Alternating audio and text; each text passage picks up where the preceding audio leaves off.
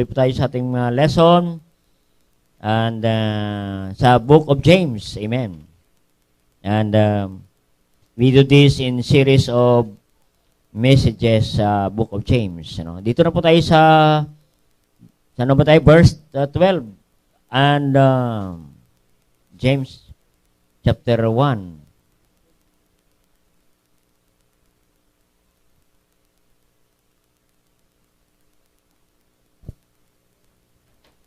James chapter 1 at natapos na po na verse 11.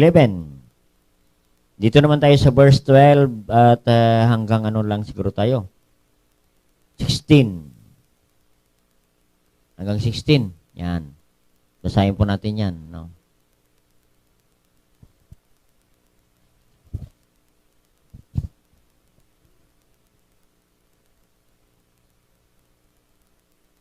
Okay, hanggang 16. Basahin po natin. James 1, chapter 12, 1, verse 12 and 18 to 18. Okay. Basahin natin ang verse 12. Blessed is the man that endureth temptation, for when he is tried, he shall receive the crown of life, which the Lord hath promised to them that love him. Let no man say when he is tempted, I am tempted of God. For God cannot be tempted with evil, neither tempted any man. But every man is tempted when he is drawn away of his own lust, and enticed. And when the lust hath conceived, it bringeth forth sin, and sin when it is finished, bringeth forth death. Do not err, my beloved brethren. Amen. Naganda, no? Sinabi ni James. Ang katapusan, ang kanyang suma total. Do not err, my beloved brethren. Huwag tayo magkasala, mga kapatid. No. Okay, tayo po na mag-pray. Dakilang Diyos sa masalangit. Thank you for our prayers. Thank you for answer prayers tonight. Salamat po sa mga fellowship. Salamat po sa special number. And Holy Spirit of God, I beg your power tonight. Make my blessing to the brethren. And dalayan ko, Panginoon, tulungan mo ko, Diyos, and when the message, give me power and wisdom as we ponder the word tonight, O God, and we apply this unto wisdom. Forgive our sins, cleanse our heart tonight, O God. And all these things you ask in Christ's name, Amen. Okay, tuloy po tayo. Alam mo, chapter 1 is all about testing. The Christian testing. No? Christian testing. Hanggang ito sa matapos, no? The whole chapter 1 is all about testing. Different kind of testing in life as Christian, mga kapatid. No? Makita natin ang napag-usapan natin, the test of victory, the test of faith, the test of humility. Amen. Test of humility na pag-usapan natin. And last Wednesday. No? And tonight, in verse 12, sabi dito in verse 12, blessed is the man that endureth temptation. Amen. Temptation. And this is the test of endurance. No? Endurance. Ano?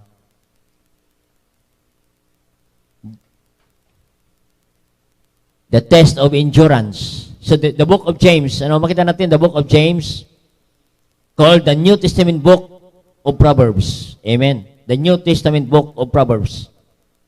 Amen. The book of wisdom. Ano yung wisdom? Wisdom is the application of knowledge. Amen. Application of knowledge. Yan ang wisdom. Amen. Kaya mayroong mga marinig kayo, wala kang ka-wisdom. Kasi nga, hindi natin kulang sa application. Amen? Yan. That's what we need. Application.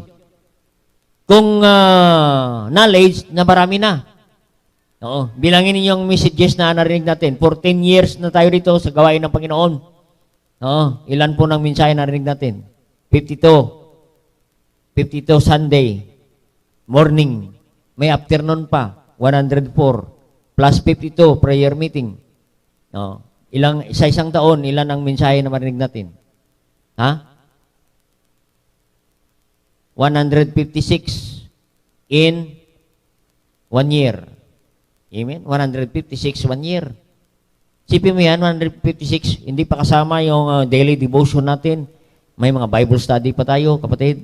Oh, 150. Ano 56 messages pa lamang yan. Isang taon. Kumbaga, napakarami na natin narinig, mga kapatid. No. What we need today is application, what we learn, what we heard. Application lamang ang kailangan. Doon po tayo nagkulang, kapatid. No, aminin natin yan, mga kapatid. Kaya nga sabi ni James, sa James 1:5, no? If any of you lack of wisdom, let him ask of God. Let him ask of God. Any of you lack of wisdom, let him ask God. Amen? Mag-pray po tayo, kapatid. Ingin natin sa Panginoon. Ibakita natin ang lack of wisdom dito sinasabi ni James. James wants us to convey that the knowledge that we heard, we learn, is important. Importante po na makarinig ka ng salita ng Diyos, mga kapatid. But it is necessary to put outward action. No? Our inward knowledge, our learning must be or should be applied. Yan ang kailangan natin, kapatid. Yung ating narinig, ay kailangan natin yan i-apply. Kaya nga mayroon tayong tinatawag na discipleship. May tinatawag na discipleship training. May training tayo, may Friday tayo training dito sa pagtuturo. Kapatid, what we need, mga kapatid, we need training, but we need more practicum. Practicum. Practical na. Amen. We need to practice. Amen. Kahit doktor ka, kung hindi mo pinapractice, wala rin mangyayari, kapatid. We are wasting money, efforts, everything, kapatid. No, doktor ka, nag-aral ka ng 10 years, 12 years. Oo. Engineer ka, hindi mo naman na-apply. Amen. Sayang, ay 5 years mong kontrata yan sa pag-aaral. Yung iba ay 10 years. Hindi pa nakatapos. Tuloy lang hanggang kukuha ng board exam, naging engineer. Tapos hindi naman ina-apply. Hindi naman pinapractice ang pagka-engineer niya. Ang nangyari, engineer sa kanto. Kaya walang nangyari, kapatid. Kaya ganun, mga kapatid, ang sinasabi ni James. No? Ibig sabihin, learning at the same time, applying. Applying. Yan ang tinatawag na wisdom. Wisdom, kapatid. Kasi maraming mga tinatawag na head knowledge. Araw-araw nag-aaral ng salita ng Diyos, araw-araw nakikinig ng salita ng Diyos. Mga kapatid, araw-araw nag-memorize ng Biblia. Nagbabasa ng Biblia araw-araw. Pero walang epekto. Walang nangyayari sa kanilang mga inaaral, binabasa. Iyan tawag na head knowledge. Dito lang po yan sa ating mga utak. Oo. Marami ka mga memory verse. Oo. Pero walang application. Amen. Kaya hanggang lang yan sa ating isip, hanggang lang sa ating mga nguso. Oo. Kaya ganun, kapatid. Marami kang alam, marami tayong alam. Masakatakot nga, maraming alam, kapatid. Oo. Maraming mga Kristiyano sa Facebook, maraming alam. No, nagdidebate pa sila sa tungkol kung ano-anong pang dinidebatehan, kapatid. Oo. Hindi natin kailangan magdebate, mga kapatid, mga kaibigan, sa Facebook. Oo, hindi na tayo magbabangayan sa Facebook. Mga Kristiyano, mga preachers, hindi na kailangan. Amen. Ang kailangan natin, application, mag-soul winning. Amen. Kasi wala po tayong mapapala. Maraming nakikita ka, ibang taong to. Kristiyano ito. Hindi na ba ito umaalis sa Facebook? Hindi ba ito nagsosoul winning? Nagtiyaga pa magta-type ng kahaba-haba na sagot. Amen. Napakahirap, kapatid, no? Kaya wisdom ang kailangan natin. Application. Kung magaling ka sa Biblia, marunong sa Biblia, preach the word, preach the gospel. To get people saved, that's all. Amen. Kaya, kapatid, yan ang kailangan natin. Isagawa natin. we will put our faith into action. Because faith without action, sabi ni James, faith without work is dead. Amen. So the book of James is the book of exhortation and admonition. Admonition to the believers regarding our faith. Regarding our faith. Kaya ang kinausap niya dyan, faith without work is dead. Ang kausap niya dyan, he is speaking to the believers. Kaya ang faith without work is dead. It is not talking about salvation. It is talking about the result of our faith. No, the result of our faith is doing the work. Yan, kapatid. Yan ang resulta ng ating pananampalataya. Mayroon tayong ginagawa para sa Panginoon. Amen? Yan, mga kapatid. That's our faith.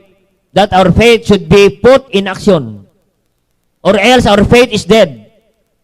And that kind of faith will accomplish nothing. Wala tayong ma-accomplish, kapatid. Because faith is action. Yan. Kaya, ano mangyari kung ang ating faith ay walang aksyon?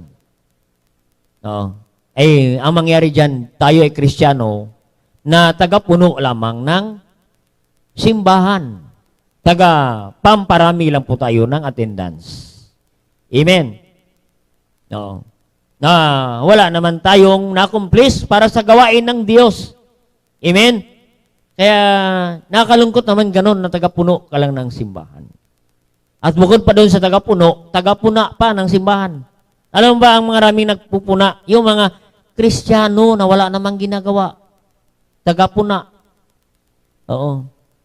Tagapuno na, tagapuna pa. Oo. Kaya kailangan nating kapatid ay i-apply natin ang ating mga natutunan. Hindi lang po tayo tagapuno o tagapuna. Amen? No? Kasi ganun mga kapatid, may mga Kristiyanong ganun. No? Tagapuna. Amen? No? Nakita na yung basura na nakakalat. Amen? Pupunain lang ang basura. Sino ba nagkalat nito? Sino ba nagdala ng basura na ito? Oo. Ang application, damputin mo yan at ilagay sa basurahan. Yan ang tinatawag na application. Amen? Tagagawa ka, taga-aksyon ka, hindi lang tagapuna. Oo. Ang tawag dyan, critic. Amen? Kaya pag critic, critical spirit. Dangerous. Amen? Kaya mga kapatid, no? Dapat gumagawa tayo. Amen? Oo. Gumagawa tayo, yan ang aksyon nating kapatid. Kaya yan ang tinatawag natin, the test of endurance. Amen? Kaya nga sabi niya sa verse 12, blessed is the man that endureth temptation. Amen? Blessed is the man. Amen? Alam mo yung word na blessed translate to the word happy. Amen? Oo. We cannot ignore pain pag mayroon tayong mga pagsubok. Amen? Dito sa word na temptation, James described in verse 12, temptation is called the trials. Amen? And sufferings. Amen? Sabi niya, blessed is the man that endureth temptation. Ibig sabihin, kapatid, we don't need to worry. Amen? When temptation comes, when trials comes, amen. We don't need to worry. Amen? Why? Because worry is sin. Oo. Yung pag-iisip lang sa Panginoon na nagdududa ka sa Panginoon, nag-alala ka sa iyong mga problema, naging negatibo ka, baka ganito, at pupunta ka ngayon sa ma-discourage. Amen. By the way, worry is sin and discourage is sin. Amen. Oo.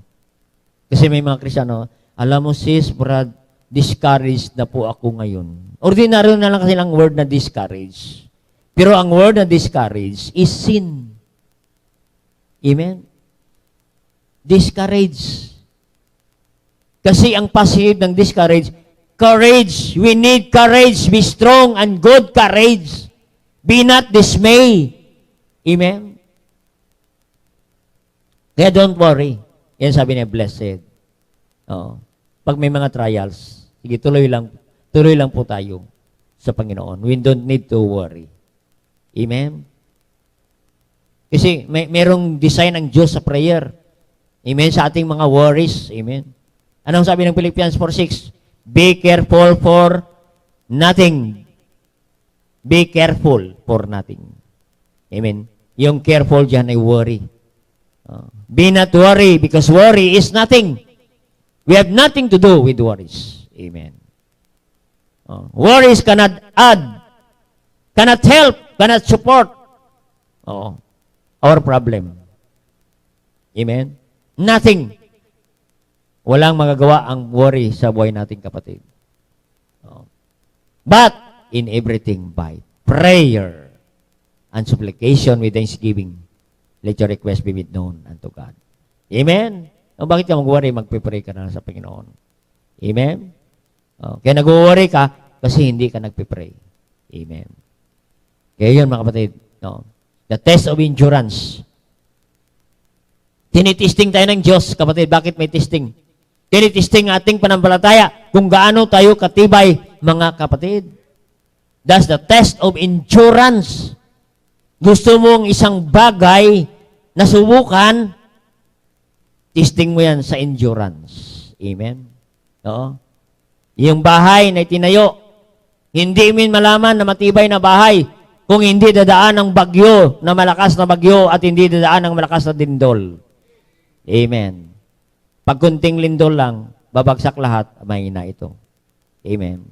Ganon din ang kahoy, kapatid. Mga kahoy, makita mo yung kahoy na matibay, mga kapatid, sa panahon ng bagyo. Amen. Sa panahon ng bagyo. Pagkatapos ng bagyo, makikita mo ang matibay na kahoy at may malalim na ugat, kapatid. Hindi yan basta-basta mabuwal, hindi basta yan matanggal. Ganon din ang Kristyano, kapatid. Pag matibay ka, nagkaugat ka sa salita ng Diyos, hindi ka basta-basta. May endurance ka, kapatid, sa panahon ng mga temptation na dumarting sa buhay nating kapatid. Maging mga sasakyan, may test driving yan. Tinitest.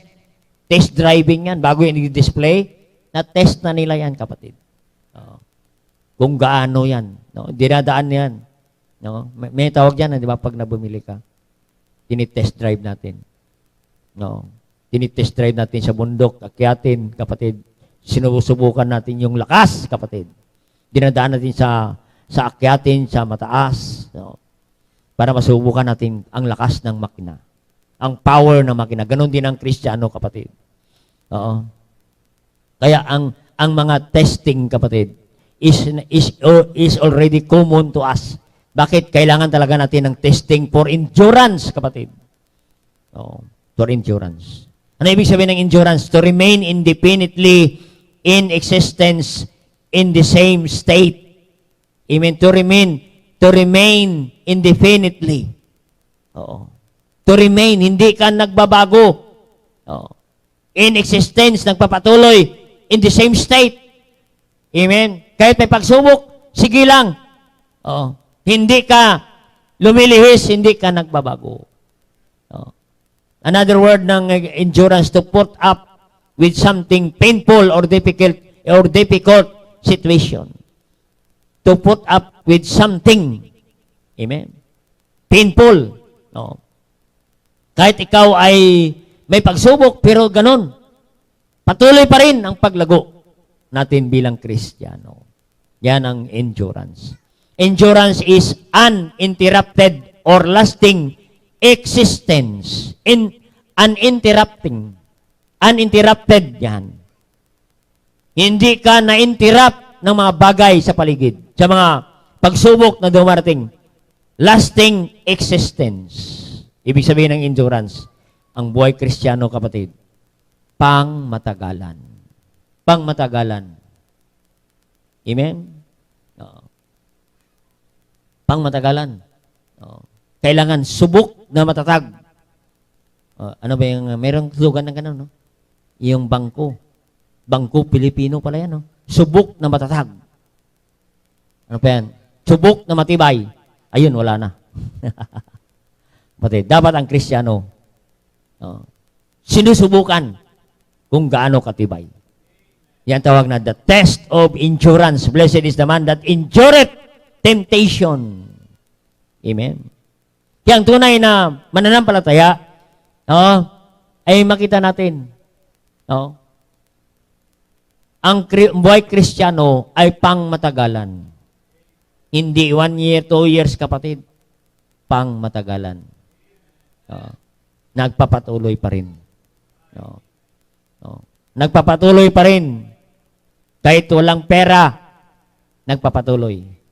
May pera, nagpapatuloy pa rin. May saingin, tuloy. Walang sasaingin, tuloy pa rin. Ganon. Thick and thin. Yan ang inaaral namin sa Bible College. Thick and thin in the ministry. Amen? Natitrain kami na thick and thin in the ministry. Salamat sa Bible College. Doon ang training. Tinitrain kami na walang pera. Amen? Ititrain ka. Kaya mga kapatid, thick and thin. Pangmatagalan.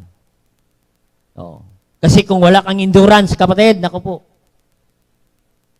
mawalan ka lang ng saingin, reklamo ka na. Kaya mahalaga, mahalaga pag sanay ka sa hirap, kapatid. Mahalaga na. Yung kalating kilong bigas, mahalaga na yan, kapatid. Nung kami nagsimula rito, pag dumating ang aming mga support, makita namin sa Cebuana, 400 pesos, naku po. Sobrang sigla na po namin ng ganun, kapatid. Kaya minsan, dumaranas kami na hindi kami makaalis kasi hindi malagyan ng gasolina yung motor. Hindi umaandar. Kaya hindi pa kami makaalis-alis. Na-train pa tayo na wag munang mangutang. Wag mautang sa membro. Hintayin natin ang kalooban ng Diyos. Mamaya may nagpadala si Buwana, kuha kagad. Hindi pa napasalamatan yung pinanggalingan, nawala na. Kaya i-message mo na, sis, nakuha na. Kapapadala niya lang, nakuha na kagad. Amen? Hindi pa mauminit ang pera sa Cebuana, nawala na. Ganun, kapatid. Pangmatagalan, kapatid. Nagpapatuloy. Kasi kung wala kang endurance, hindi. Sisimba ka lang pag marami kang pera. Pero pag wala ka ng pera, wala na. Masimba ka lang pag maayos ang pangatawan mo, ay pag may problema ka na, pag may mga pagsubok, wala na, kapatid. Amen? The test of endurance. Amen? May narinig pa nga ako eh. Sabi niya yung mga pastor sa Amerika. May nagkwento lang sa akin mga pastor. 3 years. Pag 3 years kang pastor sa Amerika, dire-diretso, matibay kang pastor. Kasi 3 years lang. 3 years lang tatagal ng pastor. Doon. Nawawala na. Hindi niya. Sa daming problema. Sa hirap, hindi kinaya. Nawawala. Kaya maraming mga churches sa Amerika, sa ibang bansa, walang pastor. Hindi kinaya ang endurance, kapatid. Amen? Kasi ang mga pastor, wala kang pahingahan. Yung mga problema mo, hindi mo sabi sa member. May problema ka sa pera, hindi mo pwede sabi sa member, baka pautangin ka. Pag napautang ka, may utang ka na sa kanya. Mga ganyan ba, kapatid? Kasi sa Panginoon ka lang talaga. Amen? Kaya hindi alam ng member, wala ng perang pastor. Amen? Because we live by faith. Amen? We live by faith and not by sight. Because we are not serving because of money. Amen? Kasi kung nagsiserve tayo because of money, ay mag-business na lang kami. Amen? In fact, bago kami papasok sa Bible College, mayroon akong business. Sabi nga ng mga kasama ko, ano ba? May ganyan ka ba? Iniwan mo yung business, papasok ka doon sa walang pera.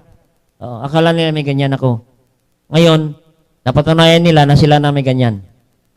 Hindi ako. Amen. Oo. Kaya salamat sa Panginoon. Hindi po ako nagkakamali. Pinaglilingkuran ko sa Panginoon. Amen. Sabi nga mga kasama ko sa pastor at sa mga sa imos, sabi niya, Pastor, bakit ganyan ang damit mo? Lagi kang ganyan. Kunting meeting lang, ganyan ka. Sabi ko, I am serving the King. My boss is the King. And I am working in the kingdom. Amen. Hindi pa nga ito ang mga suot ng tagahari at saka kingdom. Amen. Kaya wala silang magagawa. Amen. Oo. Kaya praise God. No? Kaya salamat sa Diyos. Amen. Endurance ang kailangan natin. No? Endurance. To remain indefinitely in existence in the same state. Amen. The same state. Amen. Kaya mga kapatid, sa Kristiyano, sa simbahan, ang matibay sa Kristiyano, mga 10 taon. Amen. Makita mo ang Kristiyano pag matibay.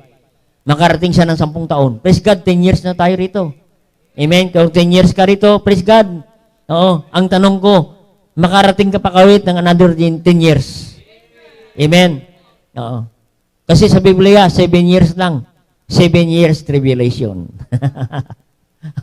Oo. Sa gawain ng Diyos, 10 years, sana maka 10 years ka. Tatagal ka sa simbahan. Amen.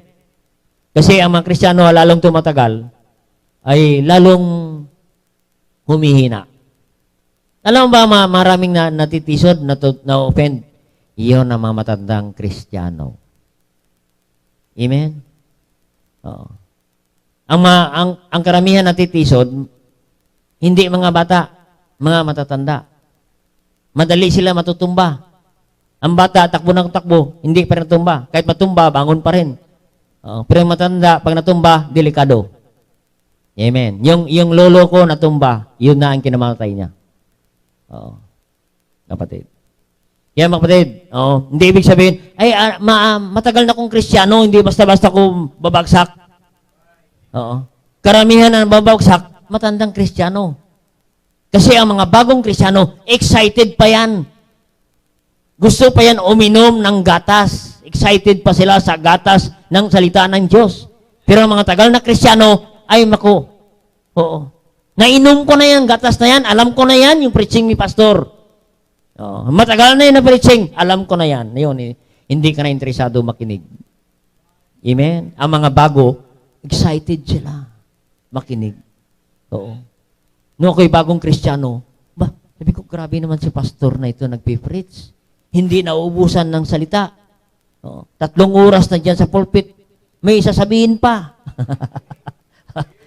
Lumalampas sa alas 12. Ayan dyan pa, parang nagsisimula lang siya. Excited ka, kahit alas 12 na. Pero mga matandang Kristiyano, naku po, panay na yan. Tingin ng relos. Kaya ang relos natin sa likod. Kasi pag dito sa harapan, doon na kayo nakatingin sa relos. Amen. Yeah, we need endurance, kapatid. Kaya,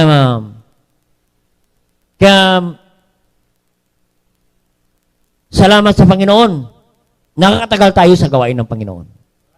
Amen? Kaya huwag tayong magtaka. Maraming nawawala sa gawain ng Diyos. Isa lang rason yan, kapatid. Endurance. Amen? Oo. Kasi, maraming nagsasabi, ayoko na dyan sa simbahan. Maraming mga problema dyan sa simbahan na yan. Oo. Tanda natin, walang simbahan na walang problema. Amen? Walang tahanan na walang problema. Walang lugar na walang problema. May mga problema. Lahat may problema. What we need is endurance. Endurance. Endurance. Ang meaning niyan, injured. Kailangan ma-injured ka. Endurance means you are injured, but you continue. Nagpapatuloy ka kahit may sugat ka na, may sama ng loob ka na, sige lang, may problema ka, sige ka lang. Injured ka na. Amen? Parang mga player, mga kapatid, injured na, bugbog sarado na. Pero nagpapatuloy pa, kapatid. Yan. Oh. That's what we need, endurance. You continue in spite of circumstances. You don't allow circumstances to stop you. Amen? Kaya don't allow problems, circumstances to interrupt your service to the Lord. Amen? That's the test of endurance. Amen? Kaya ang endurance natin, we are likened to the precious pure gold. Amen? In 1 Peter chapter 1 verse 7, no? Peter described, no? Endurance. Endurance is like testing of gold. Amen? Sa tunay na ginto, kapatid, basahin natin in verse 1:7, lagi natin binabasa. The trial of your faith being much precious than of gold, that perisheth, though it be tried with fire. With fire. Tried with fire. Alam ang tunay na ginto para malaman natin, ang pure gold, kapatid, i-test mo yan sa apoy. Matindi ang init ng apoy ang kailangan. Oo. Lalo mong iniinit ang apoy, lalo siyang kumikinang. Lalong kumikintab. Yan ang tunay na ginto. Kasi ang fake na ginto, natutunaw. Kahit sa baga lang, wala na, kapatid. Natutunaw. Oo. Kaya, kapatid, ang mahinang Kristiyano, mga fake na Kristiyano, hindi tumatagal yan sa gawain ng Panginoon. Amen? Di yan tumatagal. Nawawala yan, kapatid. Kasi ang tunay na Kristiyano ay lalo siyang kumikinang. Kahit dumadaan siya sa pagsubok, kapatid, he keep on shining and shining to the darkened world. Amen? Yan, kapatid. Oo. Kaya sabi ni Matthew, bilang Kristiyano, sa gitna ng pagsubok, sabi niya, let your light so shine before men. No, makita mo ang Kristiyano na nagsashine, naglumiliwanag sa panahon ng pagsubok. Amen? Kasi ang liwanag, hindi mo makita yan pag walang dilim. Pag may dilim, makita mo ang liwanag. Pag may problema ang Kristiyano, makikita mo. Yan. Kumikinang ang Kristiyano. Wow. Nagpapatuloy. Ito si kapatid. Kahit may problema, lalo siyang kumikinang. Lalo natin makita ang liwanag sa kanyang buhay, kapatid. Oo. Sa madilim. Tayo ang liwanag sa madilim na sanlibutan ito, kapatid. Yung ating mga magandang patutuo sa ating kapitbahay. Amen. Sa mga kasama natin, makita sa atin ang magandang patutuo. Alam mo ba, kapatid, pag nasira ating patutuo, kahit anong gawin mong kabutihan, hindi na kaya. Kahit ano bawiin ko na lang, babawi ako, mahirap na, kapatid. Kasi, lasting yan. Sabi ng quotation, first impression is very lasting. Yung pinapakita natin hindi magandang pag-ugali, lasting na. Kahit takpan mo pa yan ng magandang loob, wala na, kapatid. Mahirapan ka. Kasi ang unang ginawa, failure na. Hindi na siya naniwala, kapatid. Kaya, mga kapatid, kaya, para malaman na tayo matibay, dinadaan tayo ng Diyos sa mga pagsubok. Para malaman tayo kung gaano tayo katibay na mananampalataya, kapatid. Ba yung pandemic na ito, kapatid, ay magandang mensahe ito sa mga Kristiyano. I believe na ang pandemic ay mensahe ng Diyos sa mga Kristiyano. Amen? Oo, may mga mensahe. Blessing po sa atin ng pandemic. Amen? Oo, maganda sa pandemic, nagkaroon ng banding ang family. Amen? Banding ang family. Oo, si tatay na hindi umuwi anong oras, diyan nakauwi na. Hindi na, puro na uwi. Oo. Oo. Sabi ni Mrs. saan ka naman na pupunta? Saan ka naman? Wala na. Hindi na siya makaalis. Amen. Kasi bawal umalis. Kailangan mo pa ng quarantine pass para makalabas. Amen. Kaya ganun, may banding, kapatid. Oo. Kaya may banding, maraming mga blessing, ano? Yung mga mag-asawa na matagal na magkaanak, yun, nagkaanak. May baby. Na yung blessing ang pandemic, kapatid, no, sa Kristiyano. Kaya mga kapatid, yan ang blessing natin sa pandemic, kapatid. Oo. Kaya, ang pandemic ay pagsubok ito sa Kristiyano. Oo. Kristiyano. Malalaman mo ang Kristiyano na excited magsimba. Amen? Oo. Aba, nung panahon ng pandemic, ang mga Kristiyano ay excited magsimba. Yung mga hindi nagsisimba, gusto magsimba. Naka-lockdown. Oo. Pero gusto lumabas, gusto magsimba. Oo. Ay ngayon, pwede na magsimba. Naka-lockdown pa rin. Amen? Natuluyan na, kapatid. Oo. Kahit sa live stream, natuluyan na, nawala na rin, kapatid. Why? Because of the testing of endurance. Amen? Endurance, kapatid. Oo. God blessing sa atin ng pandemic. Oo. In fact, may mga Kristiyano, bago pa mag-pandemic, naka-lockdown na. Amen? Naka-lockdown na. Wala na talaga sa kanila ang pagsisimba. Kahit wala ang pandemic, ginagawa na lamang nila dahilan ng pandemic. Kawawa naman si COVID-19. Ginawa pa nating dahilan, kapatid. Na bago pa mag-COVID-19, COVID-18 pa lamang, ay wala ka na. Amen? Oo, pinaplano pa lang COVID-19 na darating, nagpaplano pa lang sa darating, ay nawala ka na sa simbahan, inuhanan mo na ang pandemic. Amen? Oo. Pag bawal naman magsimba, gusto magsimba. Nung binayagan naman magsimba, ayaw naman magsimba. Amen? Hindi na lalabas, ayaw na lumabas at magsimba. Oo. Ayaw magsimba, pero saan mo makikita? Eh, minsan nasa lubong mo sa mall. Oo, mga Kristiyano, nasa lubong nakikita mo sa mall, pero hindi mo makita simbahan. Amen? Takot sa COVID. Oo.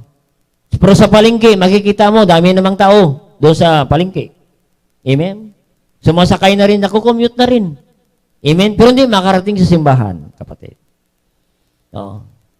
Hindi natatakot sa COVID, pero hindi natatakot sa church. Amen? Oo. Kaya mga kapatid, this is called the test of endurance. Hindi naman problema ang pandemic, kapatid. Ang problema dyan, wala kang endurance. Kahit ilang COVID ang darating, kung wala tayong endurance, kapatid. Kaya check your endurance. The question tonight, magpatuloy ka pa ba sa Panginoon? Amen.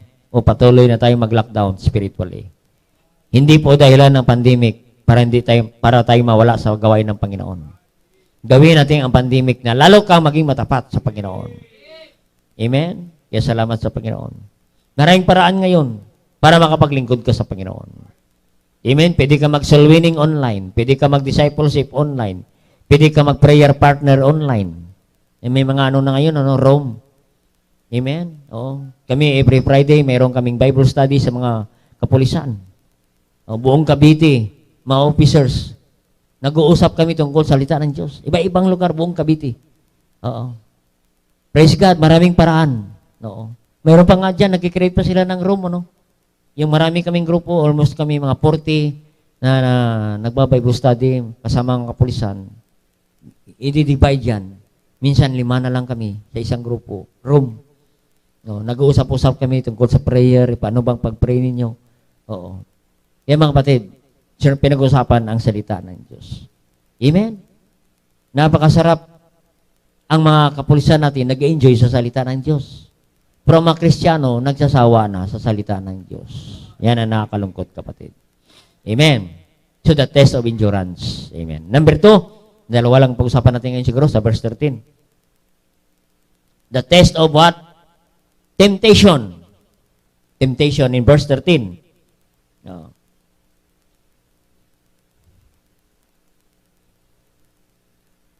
Let no man say when he is tempted, I am tempted of God, or cannot be tempted with.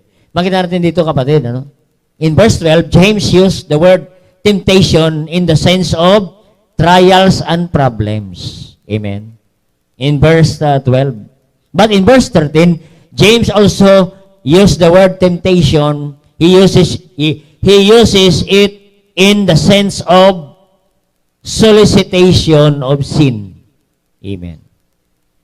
Ang temptation na ito na sinasabi ni James sa verse 13, ito ay temptation ng dahilan natin sa paglayo natin sa Panginoon. At yan ang temptation na yan na sinasabi, that is sin. Sin that separate us from God. Oo. Yan ito sabi ng Panginoon. Sabi dito, because sabi ni, the Bible says in verse 1, let no man say when he is tempted, I am tempted of God. Amen? Temptation is not came from God. Hindi po yan galing sa Panginoon. Yan ay galing yan sa diablo. Yung temptation na ito na sinasabi ni James. Talk about evil temptation. Comes from evil. Amen? Not from God. Amen. Because the tempter is no other than the devil. Amen? Ang diablo. No. So the test of temptation. Amen? Tanda natin, ang target ni Satanas sa temptation.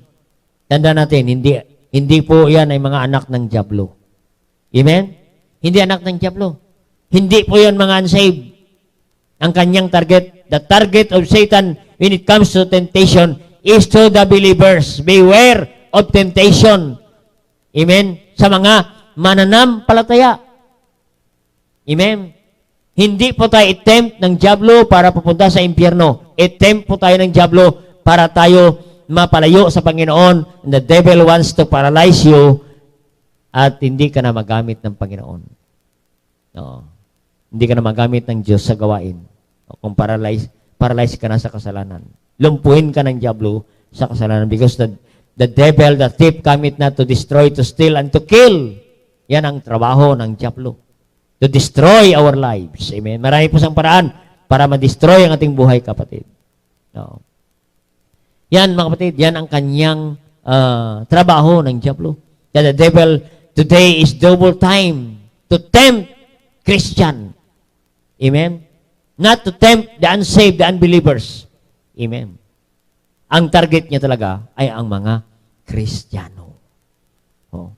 Hindi siya magta-target na mga taong na manginginom. Kanya na yan. Amen. Hindi niya magta-target ng mga tao sa nightclub. Salamat, sarado ang nightclub ngayon. Oo. Amen. Hindi yan ta-target sa mga nagmamadyong. Kanya na yan. Mga nagtutong-its, kanya na yan. Mga nagsusugal, nagsasabong. Oo. Kahit sumisigaw sila ng Kristo. Wala. Wala dyan si Kristo. Oo. Wala yan. Mga nagbibidyoke. Wala yan. Umaawit ng my way. Ay, hindi kaya ititempt yan, kapatid. Oo. Hindi po yan ang target niya. Bakit? Kanya na yan eh. Bakit pa aksaya ang diablo dyan sa panahon ng ganyan? Kanya na yan eh. Oo. Sinong tatargetin niya? Tayong mga Kristiyano. Amen? We are the number one target. Kaya nga number one prayer and rest sa atin ay pastor. Because the number one target of Satan is the pastor and his family. Amen? Oo. Kung hindi niya man kaya targetin ng pastor, tatargetin niya doon kung sino ang mahinang Kristiyano sa pamilya ni pastor. Iyan ang titirahin niya. At gamitin niya yan para hilain si pastor pababa. Nakita niyo yung ganun, kapatid? Very dangerous ang diablo. Amen? Oo. Kaya ganun, kapatid. Oo. Kaya pag may mga ganyan, sigawan mo agad, in Jesus' name! Ganun. Oo. Kasi ibabagsak ka eh. Okay. Kailan matapang ka, ang diablo matapang, kapatid. Oo. Kaya yan, mga kapatid. Oo. Yan ang temptation. No, is for believers. Amen? Oo. Kaya narinig ko yung isang kwento. Minsan ang diablo, sabi niya, halika, punta tayo sa bungan. Sabi niya sa Panginoon, punta tayo sa bungan. Hanapin mo dyan sa iyo, Panginoon. Ay, walang makita ang Panginoon sa sabungan, kapatid. Puro kanya sa diablo. Punta sila sa nightclub. Ay, wala rin. Kanya rin. Punta sila doon sa nagiinuman. Nako, kanya lahat, kapatid. Akin yan, sabi ng diablo. Sabi ng Panginoon, punta tayo sa church. Baptist Church. Ayun. Pakita ko sa iyo. Ayun. Aba, mga kapatid, sabi ng diablo, Panginoon, meron akong nakita diyan. Meron akong nakita diyan. Saan? Diyan, nakita ko. Natutulog. Pagpikit-pikit. Akin yan. Diyan, may mga kasama pa kayo diyan, nagpi-Facebook. Naka-online pa, Nagla-like pa sa kanyang friend habang nagpipreach ka, pastor. Kapatid, nagpi-Facebook. Baka nagpi-Facebook pa kayo, kapatid. Tigilan nyo na yan habang nagpipreach ang pastor. Yan, hindi nakikinig. Yan, nagkikwentuhan sa katabi. Akin yan. Nagkukunwari lang yan, kapatid. Biro mo yan, kapatid, sa simbahan na naka-score pa yung diablo. Huwag nating payagan ang diablo naka-score sa atin, kapatid. Huwag tayong magpagamit sa diablo, kapatid. That is the test of temptation. Amen? Ano yung temptation? This is the pressure to give in into desire for easy, immediate pleasure. Mapagbigyan mo ang diablo. Amen? To give in, to persuade one to perform an action. The word tempted means simply the word desire. Amen? Makita natin sa ating binasa. Sa verse 13, let no man say, when he's tempted, I am tempted of God, and God cannot be tempted with evil, neither tempted any man. But every man is tempted when he is drawn away of his own lust and enticed. Amen? Own lust. Makita natin, yung temptation, ng diablo.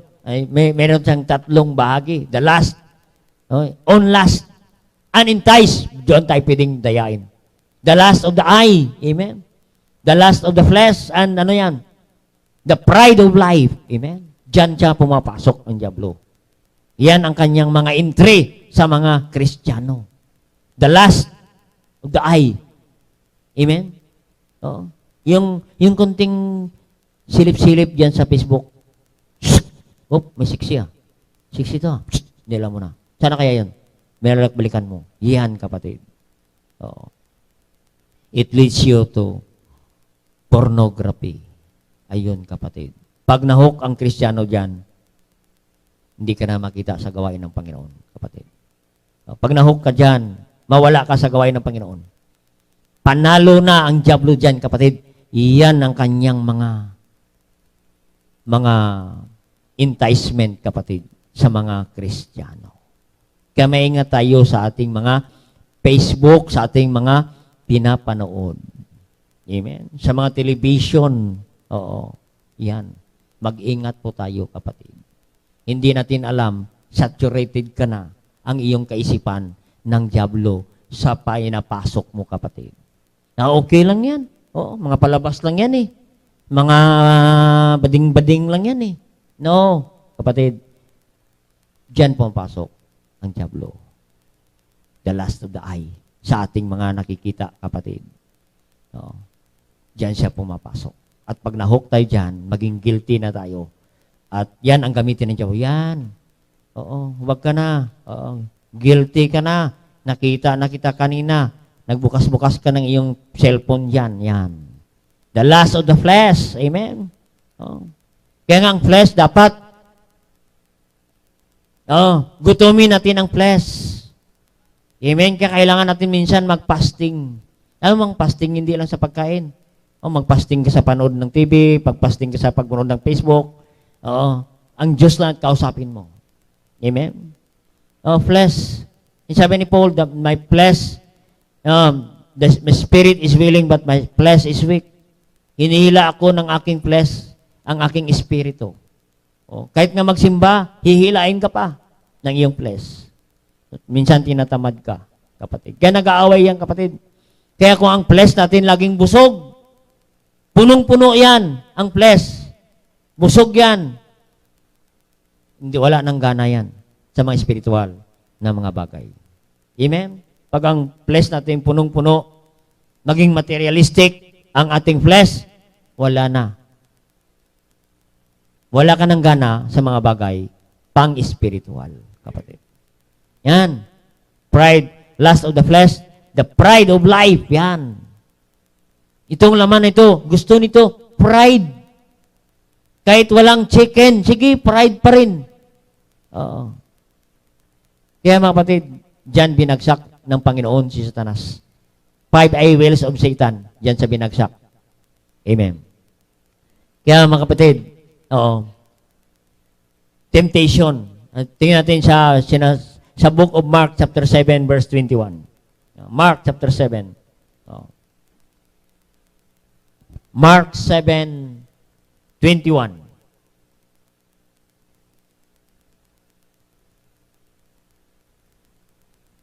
Napakaganda ito. Mark 7:21. Ito ay tungkol sa temptation. 7:21. For from within. Mark 7:21. Tanda natin ang kasalanan saan nagsimula. Tanda natin ang kasalanan is not overnight. Saan nagsimula? From within. Out of the heart of men. From within. Kaya mga kapatid, ingatan natin ang within. What comes in, comes out. Amen? Kung ano ang napasok mong basura, iyan ang malalabas sa buhay natin. Amen? Nakita natin. Saan nagsimula? From within, out of the heart of men. Proceed evil thoughts. Yun. Sa kaisipan na yan, kapatid. Proceed evil thoughts. Yan. Lalo na yung mga Kristiyano na idle mind, walang ginagawa, kapatid. Evil thoughts.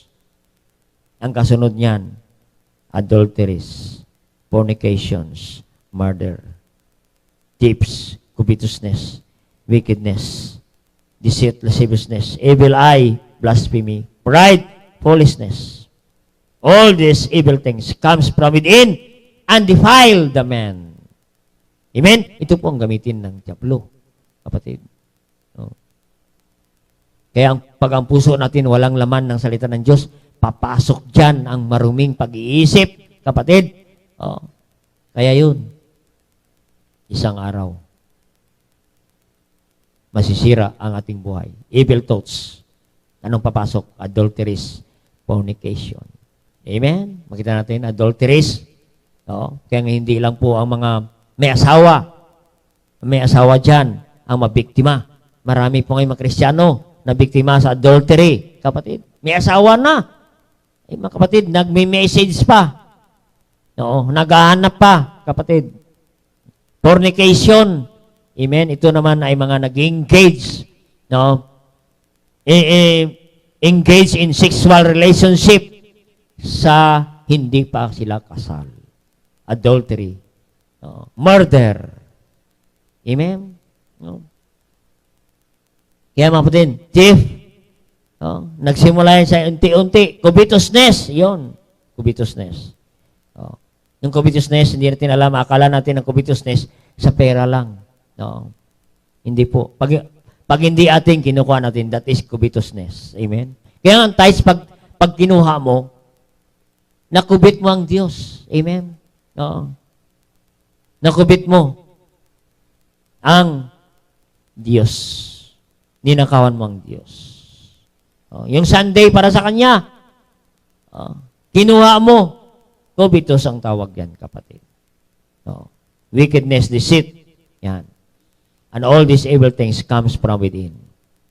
An evil action begin with a single thought. Nagsimula yan sa kunti-kunti lang. Yan, kapatid. Kaya, makita natin, an evil action begin in single thoughts, allowing the minds to dwell on lust. Yan, makasunod yan. Anong kasunod? Mga lust, kasalanan, envy, yung pagkainggit, kapatid. Hatred, yan. Sin and revenge will lead to sin. So, makita natin, kapatid, we need the test of temptation. Kaya, makita natin, tingnan natin ang advice ni Pablo. Dito natin ang last na advice ni Paul sa Philippians 4:8. This is the advice of Apostle Paul to the church of Philippi regarding the temptation. How to fight temptation. in our life. Sabi ng Philippians 4:8. Finally, brethren, whatsoever things are true, whatsoever things are honest, whatsoever things are just, whatsoever things are pure, whatsoever things are lovely, whatsoever things are good, are of good report, if there be any virtue, if there be any praise, think of these things. Think of these things. Ibig sabihin ng think of these things, focus your mind. Focus your mind. I-focus mo yung isip mo doon sa mga bagay. Honest, pure, lovely, good report. Amen. Good report. Magandang report. Hindi chismis. Hindi puro kasirahan. Good report. Pag bad report, hindi na. Alam mo ba si kapatid, pangit pala yung kanyang ano niyan. Yung kanyang karanasan. Hindi pala maganda. Hindi good report yan. Amen. Nakalipas na yan, kapatid. Good report ang ibigay mo sa kanya. Na siya ay binago ng Panginoon. In spite na matindi ang kanyang pinanggalingan, pero salamat sa Panginoon, siya ngayon ay binago ng Diyos. What a blessing! Yan ang maganda.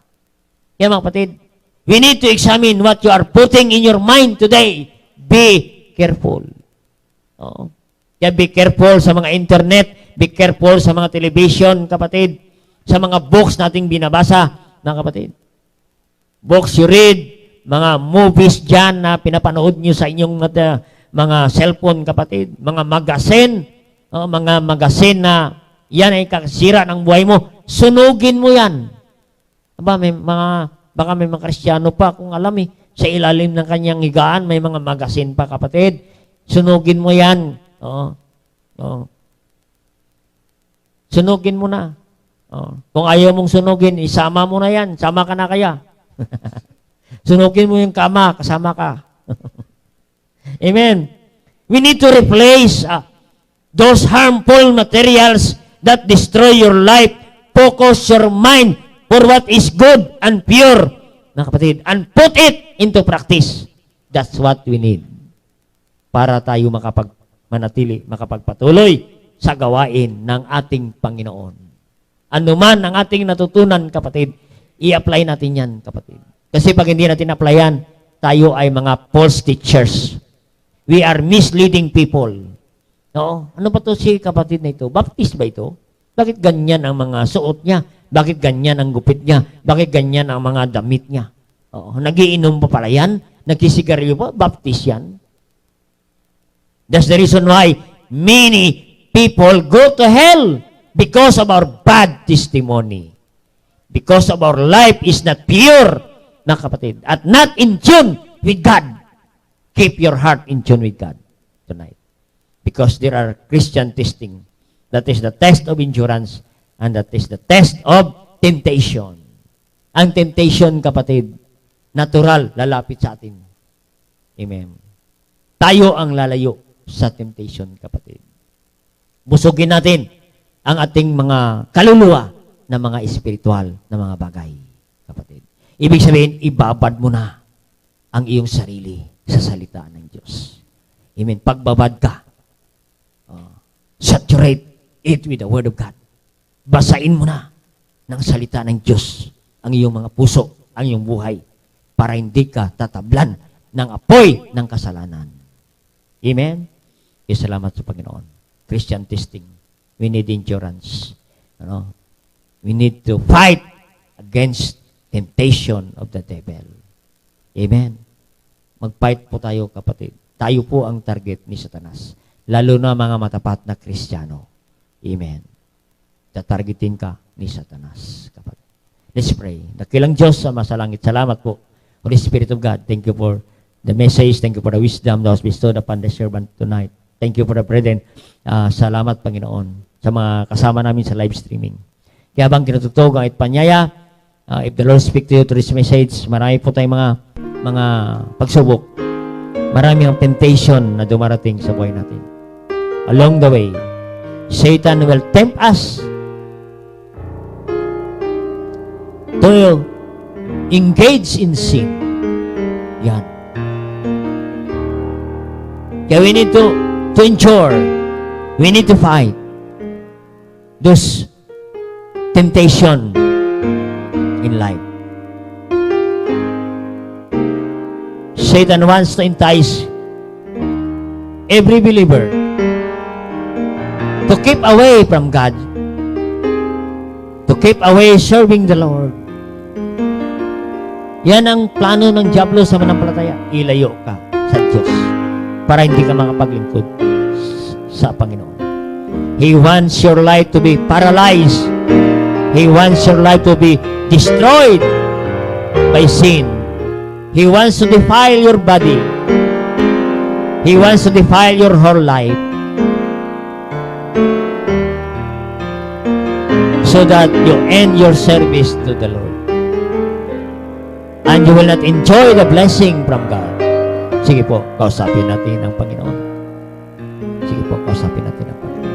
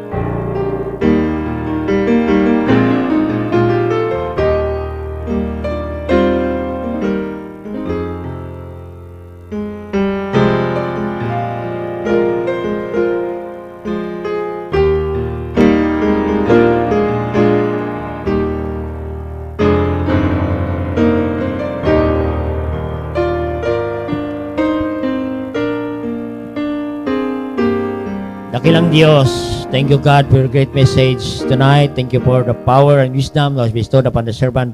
Thank you for the brethren who come to you with humble hearts to God. Salamat po Panginoon sa manak niyo. At hindi ko po alam ang kanilang mga puso, ang kanilang mga buhay, Panginoon. I believe na marami kaming temptation na maranasan at madaanan, Panginoon. Marami kaming pagsubok at we need endurance, Panginoon. And salamat, Panginoon. You need to fight against the tempter, Panginoon, the devil. Salamat o Diyos sa mga anak niyo lumapit. Continue to bless them, O God. Thank you for allowing us, O God, na kami makapakinig ng iyong mga salita. Pagpalay mga anak ninyo, Panginoon, ang mensahe marinig, we apply this unto wisdom. And all these things we ask in Christ's name, Amen. Praise the Lord. I hope you learn something tonight. Amen. Alright, salamat sa Panginoon. And it's a great night at tayo po ay sabay na po natin ating Diyos sa pamagitan ng ating pagkakaloob. Amen. Tawagin na po natin ating usher. Thank you for the brethren who faithfully sending offering. Salamat po sa Panginoon.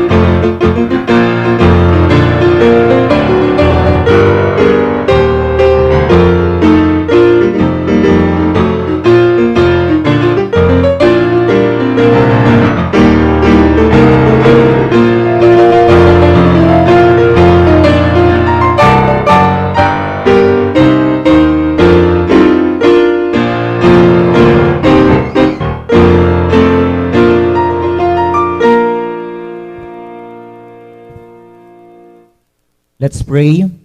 Dear God in heaven,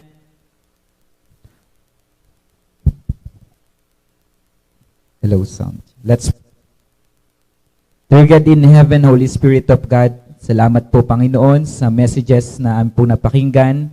Sa gabing ito, salamat po sa blessing namin po natanggap mula po sa inyong salita.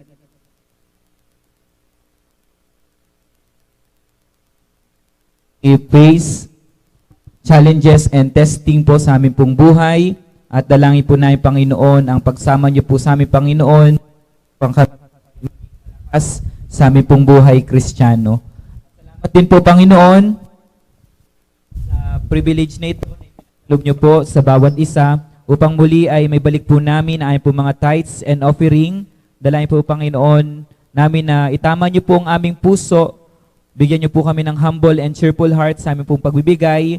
Ang pangalan niyo lamang po ang maitaas at pagpalain niyo po ang salapi na malilikom sa oras na ito, magamit sa ikaluluwalhati at ikalalago po na inyo pong gawain, at ganun din po sa ikakabot pa po ng maraming tao na handang tanggapin kayo bilang Panginoon at tagapagligtas. At muli kayo po ang magbabalik na masaganang pagpapala sa bawat isa, Panginoon. Patuloy niyo pong pag-ingatan, pagyamanin niyo po, Panginoon, ang mga source of income ng bawat isa. Patuloy na kayo po ang magpo-provide ng mga pangangailangan ng bawat isa, Panginoon. At muli, ano man po ang nakita niyo po sa aming kahinaan, karumihan, Panginoon, at kasalanan, patawarin niyo po kami, Panginoon. Ito lang po ang aming samot dalangin sa tanging pangalan ng inyong anak na si Jesus. Amen.